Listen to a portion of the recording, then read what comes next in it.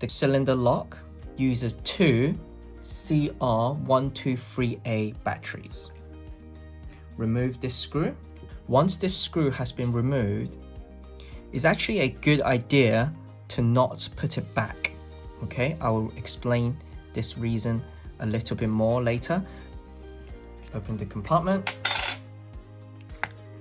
Okay, and here you have a couple of things. Here you have the physical key, how it works. Currently you can see that the lock is disengaged. Put the key in, turn it 90 degrees, the lock is now engaged.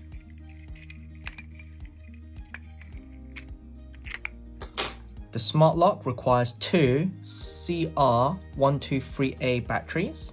To make sure that they last longer, use reputable brands. So use reputable brands like Energizer or Duracell. However, they are quite costly. So another option is to use rechargeable ones. So here's some rechargeable CR123A batteries where you can purchase them on Amazon. Whilst they don't last as long, they are good cost-saving alternatives.